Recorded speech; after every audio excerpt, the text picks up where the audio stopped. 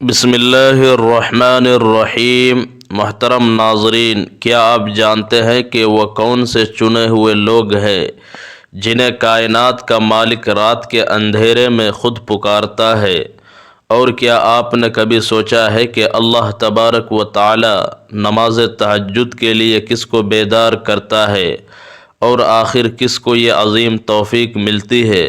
وہ خوش نصیب کون لوگ ہیں کہ جن کو اللہ تبارک و تعالی تمام دنیا کے سوتے ہوئے اپنے سامنے سجدے کی توفیق عطا فرماتا ہے اور رات کے آخری حصے میں ان کو بیدار کر دیتا ہے۔ سامعین کرام، خاموش رات، گہری نیند اور دنیا سے بے خبر آنکھیں، اسی اندھیرے میں چند چراغ جلتے ہیں، چند دل جاگتے ہیں، چند آنکھیں نم ہوتی ہے۔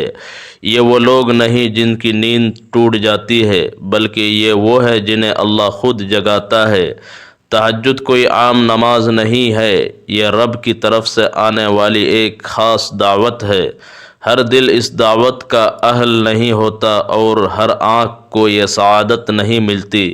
اگر آپ جاننا چاہتے ہیں کہ وہ کون سے خوش نصیب بندے ہیں جنہیں اللہ تبارک و تعالی رات کے آخری پہر اپنے سامنے کھڑا کرتا ہے، اور وہ کون سی نشانیاں ہیں جو بتاتی ہے کہ اللہ آپ کو بھی بلانا چاہتا ہے، تو اس ویڈیو کو آخر تک ضرور دیکھیے۔ ممکن ہے یہ چند لمحے آپ کی پوری زندگی کا رخ بدل دے۔ آئیے 5 نشانیاں اور 5 علامتیں جن کے اندر ہو، اور یہ 5 نشانیاں جو اپنے اندر محسوس کرے تو یہ سمجھے کہ اللہ تبارک و تعالی نے مجھے سجدے کی توفیق عطا فرمائی ہے۔ یہ اللہ تبارک و تعالی کی کرم نوازی ہے، یہ اللہ کا فضل ہے کہ اس نے مجھے اپنے سامنے کھڑے ہونے کے لیے بیدار کیا ہے اور اپنے سامنے سجدہ کرنے کے لیے مجھے اٹھایا ہے، رات کے اس وقت میں جو ایک قبولیت کا وقت ہے۔ آئیے ایک ایک کو سمجھتے چلتے ہیں۔ اللہ تبارک و تعالی نے قرآن کریم کے اندر رات کے وقت کھڑے ہو کر نماز پڑھنے والوں کا تذکرہ فرماتے ہوئے فرمایا کہ رات کے کچھ حصے میں اپنے رب کے حضور تہجد کی نماز پڑھا کرو، یہ تمہارے لیے زائد نفل ہے، اور ممکن ہے کہ تمہارا رب تمہیں مقام محمود پر فائز کر دے۔ رات کے حصے میں نفل نماز جو نماز تہجد ہے، وہ مقام محمود تک یعنی اعلیٰ درجے پر پہنچنے کا ایک ذریعہ اور سبب ہے، اور جو اللہ تبارک و تعالیٰ کی اس ترغیب پر اور اس بات پر عمل کرے گا کہ رات کے آخری حصے میں اٹھ کے اللہ کے سامنے کھڑا ہوگا، تو اللہ تبارک و تعالیٰ اس کے درجات کو بلند فرما دے گا۔ یہاں ایک بہت ہی قیمتی بات یاد آ گئی جو ہماری روح کو جھنجھوڑ دینے کے لیے کافی ہے۔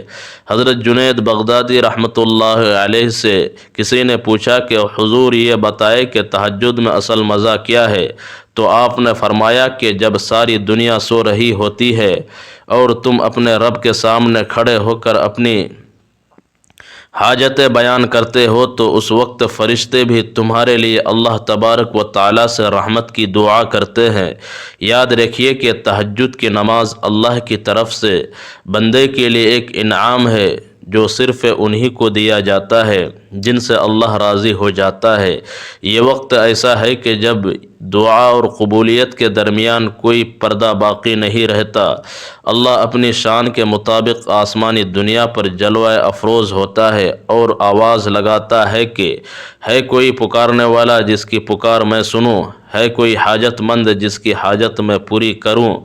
ذرا تصور کریں کہ کائنات کا شہنشاہ آپ کا منتظر ہے اور آپ خواب خرگوش کے مزے لے رہے ہیں۔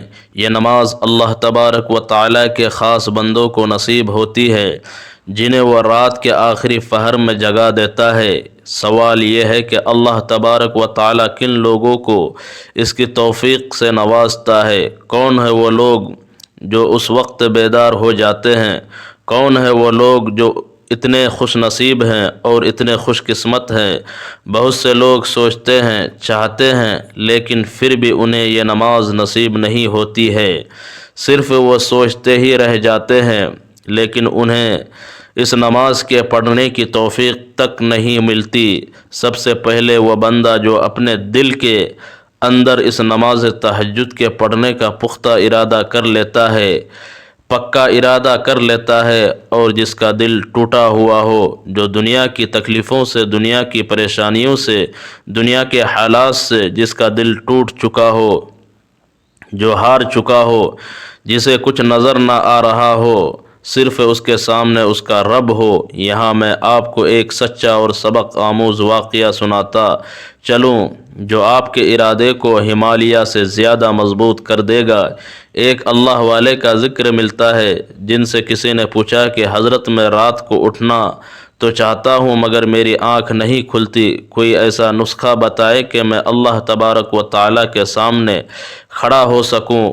انہوں نے مسکرا کر فرمایا کہ اے شخص، تم دن میں اللہ کی نافرمانی چھوڑ دو، اللہ تمہیں رات کو اپنے سامنے کھڑا کر دے گا۔ یاد رکھیے، تہجد کی توفیق کوئی الارم کلوک نہیں دیتی، بلکہ اللہ تبارک و تعالیٰ کی وہ محبت ہے جو بندے کو بستر سے کھینچ لاتی ہیں۔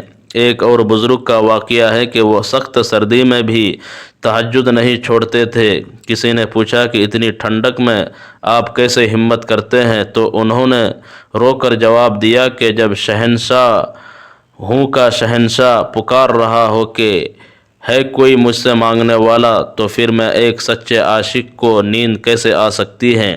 یہ وہی تڑپ ہے جو بندے کو عام سے خاص بنا دیتی ہے۔ جس کے دل میں یہ تڑپ پیدا ہو جائے، پھر فرشتے اس کے مصلے پر اس کا انتظار کرتے ہیں اور عرش والا اس کی سرگوشیوں کو سنتا ہے۔ یہ وہ مقام ہے جہاں بندہ زمین پر ہوتا ہے مگر اس کی پکار آسمانوں کے پردے چیر کر عرش الہی تک پہنچ جاتی ہے، اور اس کے دل میں پختہ ارادہ ہے کہ میں رات کے آخری حصے میں اٹھ کر اللہ کو مناؤں گا، اللہ کو راضی کروں گا، اور وہی رب ہے، وہی خدا ہے جو میری ان تمام تر تکلیفوں اور پریشانیوں کو دور کرنے پر قادر ہے۔ جس بندے کے دل میں پختہ ارادہ ہوگا اس بات کا کہ میں نماز تہجد کے لیے بیدار ہوں گا، تو یقیناً اللہ تبارک و تعالیٰ اس شخص کو اپنے لیے اپنے سامنے سجدہ کرنے کے لیے قبول فرما لیتا ہے اور اس کو سجدہ کرنے کی توفیق عطا فرما دیتا ہے۔ صرف سوچ لینا کافی نہیں، بلکہ دل کا پختہ ارادہ یہ کہ یہ عمل مجھے کرنا ہے تو کرنا ہے، یا نماز مجھے پڑھنی ہے تو پڑھنی ہے۔ دل میں پختہ عزم اور ارادہ نہ چاہتے ہوئے بھی اپنے آپ کو بیدار کرنے کی کوشش کرنا۔ آنکھ تو کھل گئی ہے لیکن اب ہمت نہیں ہو رہی ہے اٹھنے کی، تو اس وقت فوراً اپنے نفس کو کنٹرول کر کے، اپنے نفس کو دبا کر، اپنی خواہش کو ختم کر کے جو میٹھی نیند ہوتی ہے اس میٹھی نیند کو دبا کر اور فوراً اپنے بستروں کو چھوڑ دینا۔ اس کے بعد اللہ تبارک و تعالیٰ کی مدد فرماتا ہے، اس کے بعد اللہ تبارک و تعالیٰ بندے کو اپنے قریب لے لیتا ہے کہ یہ وہ بندہ ہے جس نے اپنے نفس کی نہیں مانی، میری مانی ہے۔ یہ وہ بندہ ہے جس نے اپنی خواہشات پر عمل نہیں کیا، اس کا دل چاہ رہا تھا سونے کا لیکن یہ سویا نہیں، میرے سامنے کھڑا ہو گیا۔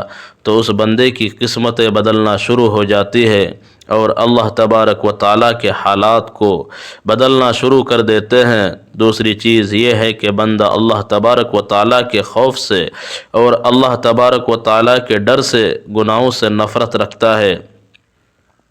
جس بندے کے دل میں گناہوں کی نفرت ہوگی، جو گناہوں سے نفرت رکھے گا، اللہ تبارک و تعالیٰ اسے تہجد کی توفیق عطا فرما دے گا۔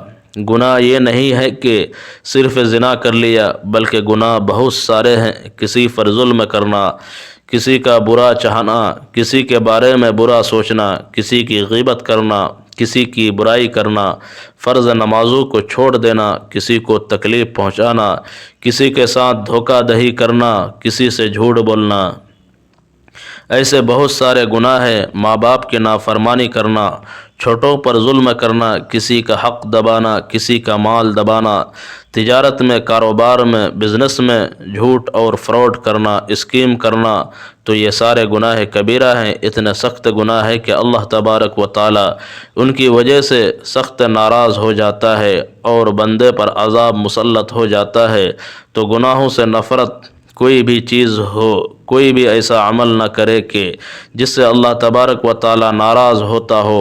پڑوسی کو تکلیف نہ دینا، اپنی زندگی کے روزمرہ کاموں کو دیکھے کہ مجھ سے کسی کو تکلیف نہ پہنچے، بس میرے ذریعے سے کسی کو نقصان نہ پہنچے، میں کسی کی غیبت نہ کروں، نہ کسی کے بارے میں برا سوچوں، کسی کو تکلیف نہ دوں، کسی کے درمیان لڑائی نہ کرواؤں۔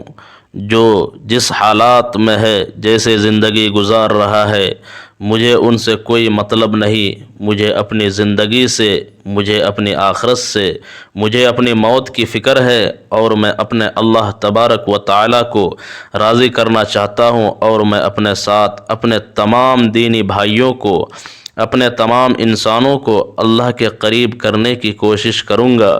یہ فکر میرے دل میں ہے تو یہ چیز ٹھیک ہے، تو اس کے بارے میں اس کے اوپر اللہ تبارک و تعالی اجر و انعام سے بھی نوازتا ہے۔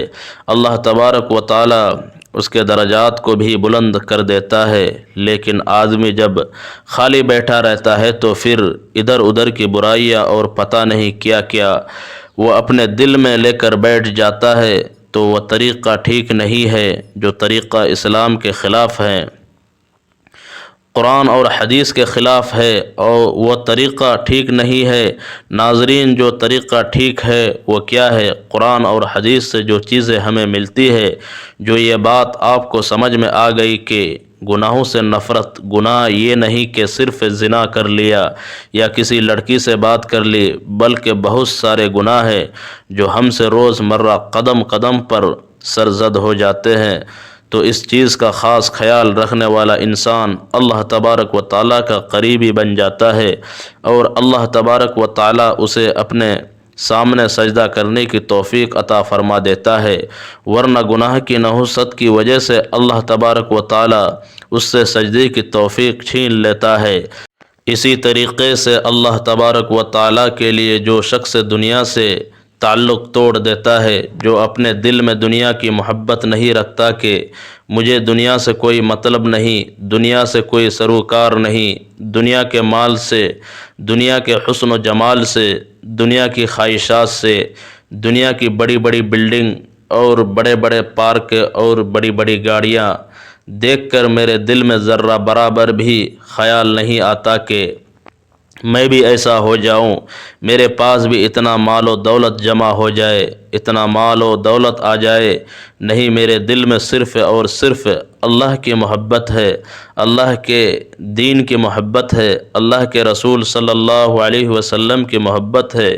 یہ چیز دل میں آ جائے اور بندے کو دنیا کی کوئی چیز متاثر نہ کر سکے تو سمجھو کہ اس کے دل میں اب اللہ تبارک و تعالیٰ کی محبت ہے، دنیا کی محبت نہیں ہے۔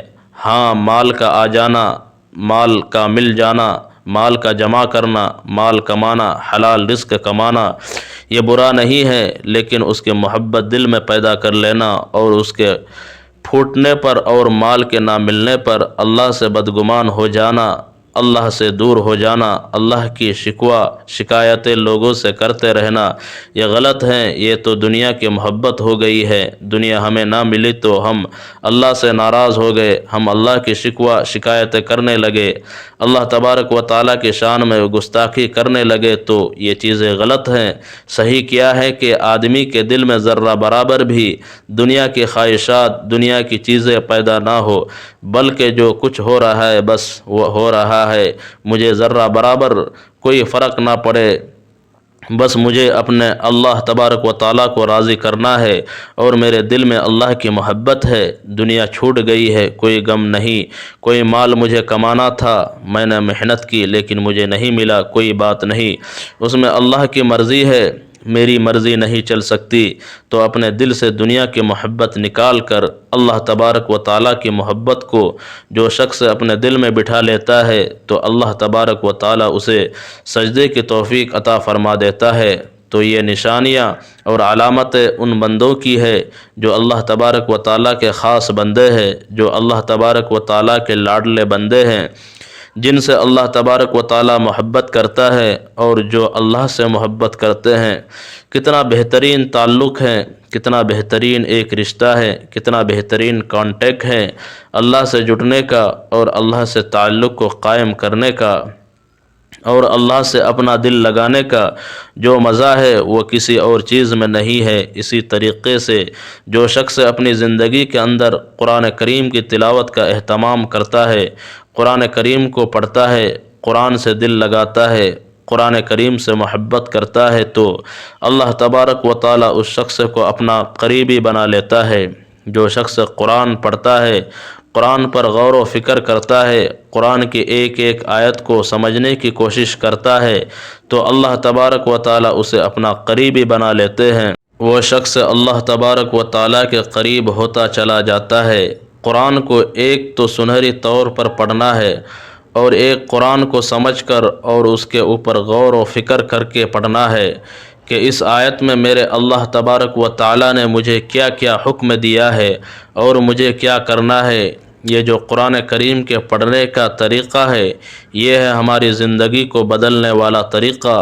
تو اللہ تبارک و تعالی اس کی زندگی کو بدلنا شروع کر دیتے ہیں، ان کی زندگی میں چینجنگ آتا ہے۔ اللہ تبارک و تعالی اس بندے کو ترقی عطا فرما دیتا ہے، دنیا و آخرت کی کامیابی اس بندے کو عطا فرما دیتا ہے۔ تو میں نے آپ کے سامنے کچھ چیزیں رکھی ہیں اور کچھ باتیں رکھی ہیں کہ جو اللہ تبارک و تعالیٰ کے خاص بندوں کی علامتیں اور ان کی شناخت ہے، جو اللہ کے خاص بندوں کی نشانیاں ہیں، جنہیں اللہ تبارک و تعالیٰ توفیق عطا فرما دیتا ہے۔ تو غیبت نہ کرنا، کسی کے بارے میں برا گمان نہیں کرنا، جھوٹ نہیں بولنا، دھوکہ دہی نہیں کرنا، فراڈ نہیں کرنا، کسی پر ظلم اور تکلیف نہیں پہنچانا، تو یہ وہ چیزیں ہیں کہ اگر ہم ان کو چھوڑ دیں گے تو اللہ تبارک و تعالی ہمیں اپنے سجدے کے لیے قبول فرما لے گا، رات میں اٹھنا آسان کر دے گا، تہجد کے لیے بیدار ہونا اللہ تبارک و تعالی ہمارے لیے بہت زیادہ آسان کر دے گا۔ محترم ناظرین، آخر میں بارگاہ خداوندی میں دعا گو ہے کہ اے اللہ، اے ہمارے پروردگار، ہمیں ان خوش نصیب بندوں میں شامل فرما جنہیں تو خود رات کا آخری پہر جگاتا ہے۔ اے ہمارے مولا، ہمارے دلوں کو اپنی محبت سے بھر دے، ہماری آنکھوں کو آنسوؤں کی لذت عطا فرما اور ہمیں اپنے سامنے سجدہ کرنے والا بنا دے۔ اے رب کریم، ہماری چھپی ہوئی دعاؤں کو قبول فرما، ہماری ٹوٹی ہوئی امیدوں کو جوڑ دے اور ہمیں دنیا و آخرت دونوں کی کامیابی عطا فرما، آمین یا رب العالمین۔ ناظرین، اگر یہ باتیں آپ کے دل کو چھو گئی ہو، اگر آپ کے دل میں اللہ تبارک و تعالیٰ کی طرف لوٹنے کا جذبہ جاگا ہو تو اس ویڈیو کو لائک ضرور کیجیے تاکہ یہ پیغام مزید دلوں تک پہنچ سکے۔ اپنے دوستوں اور رشتہ داروں کے ساتھ ضرور شیئر کیجیے، شاید کسی کی زندگی میں یہ بات ہدایت کا سبب بن جائے۔ اور کمنٹ میں اپنی رائے، احساسات یا دعاؤں کی درخواست ضرور لکھیے تاکہ ہم سب ایک دوسرے کے لیے دعا گو بن سکے۔ ناظرین، ملتے ہیں پھر کسی اگلی ویڈیو میں، تب تک کے لیے اجازت دیجیے۔ السلام علیکم ورحمۃ اللہ وبرکاتہ۔